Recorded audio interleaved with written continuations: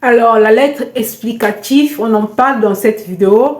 À quel moment que tu peux rédiger une lettre explicative pour accompagner ton dossier et quelles sont les conditions qui exigent de rédiger une lettre explicative. C'est ce qu'on va voir dans cette vidéo. Ici, je vous partage mon expérience, les conseils, les astuces concernant Campus France, Parcoursup et autres. Et donc,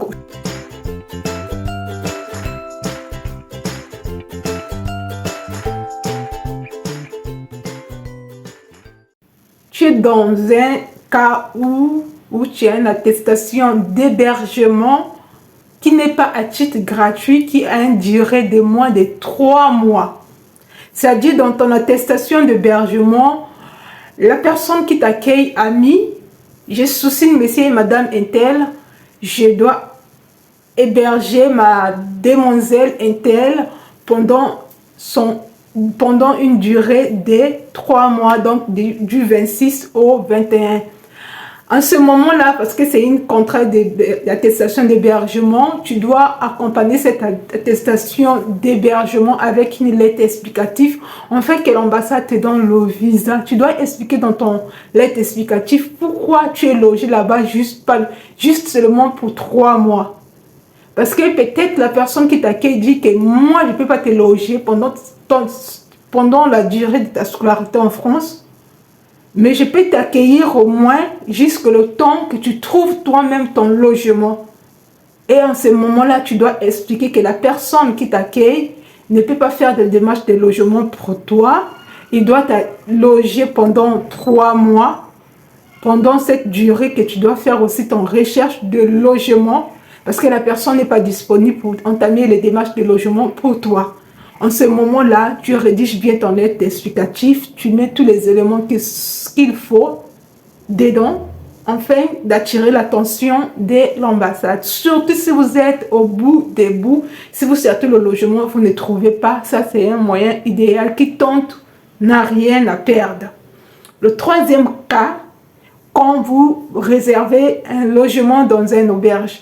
En général, quand vous faites les réservations d'hôtel, parce que ça aussi, de cette attestation, c'est acceptable au niveau de l'ambassade, il faut payer les frais de réservation. Il faut payer les frais de réservation. Imagine, toi, tu es hors de la France ou bien tu es en Afrique pour payer par exemple, les frais de réservation. Tu n'as pas une personne sur place qui va payer les frais de réservation pour toi. En ce moment-là, tu dois juste rédiger une attestation, une lettre explicative. Une lettre à laquelle tu vas expliquer que tu as quand même eu ton attestation de réservation dans cet hôtel. Oui, et les hôtels qui acceptent de faire une réservation sont même payés parce que je l'ai déjà fait pour une personne pour une durée d'une semaine. J'ai pris l'attestation de réservation, j'ai envoyé à la personne. La personne a eu le visa. Déjà des personnes, je crois, ils ont eu. Ça, c'était des étudiants de thésard. Maintenant, pour les étudiants comme autres, si tu n'as pas une personne pour payer, ou tu peux faire une réservation de 2 semaines, maintenant, tu dois faire une lettre explicative à laquelle tu dois vraiment expliquer que en étant en Afrique, tu ne peux pas payer les frais de réservation, tu ne peux pas payer ton séjour, mais tu as quand même ton réservation dans cet hôtel. Une fois arrivé, tu dois régler et que tu as des moyens. Et là aussi, il faut justifier que tu as des moyens qu'il faut pour payer ton logement. Surtout si tu as un compte bloqué de 4 millions, 5 millions de l'argent que l'ambassade demande. Cette somme existe bel et bien. Tu as cette somme dans ton compte, un compte bloqué à ton nom. En ce moment, dis-toi que si tu écris bien ta lettre explicative, tu as toutes les chances d'avoir le visa. Parce que ça, c'est très important.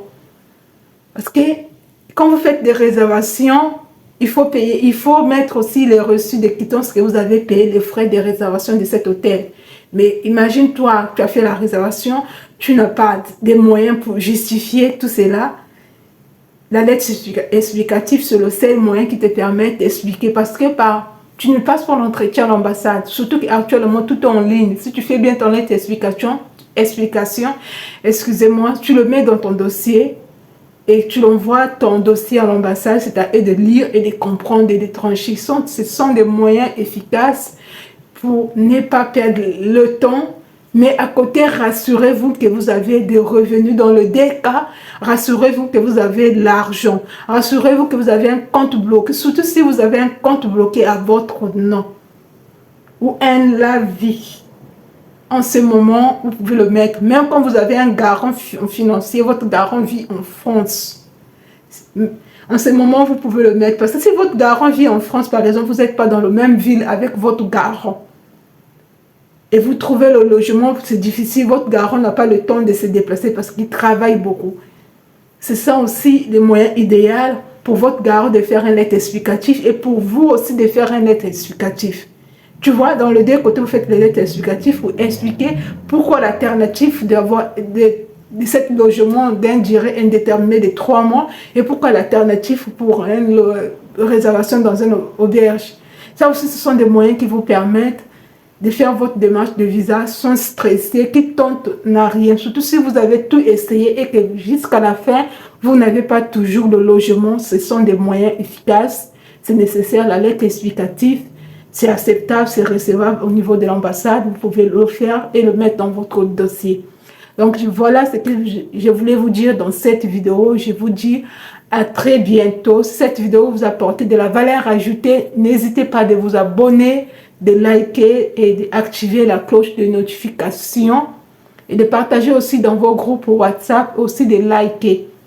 À très bientôt.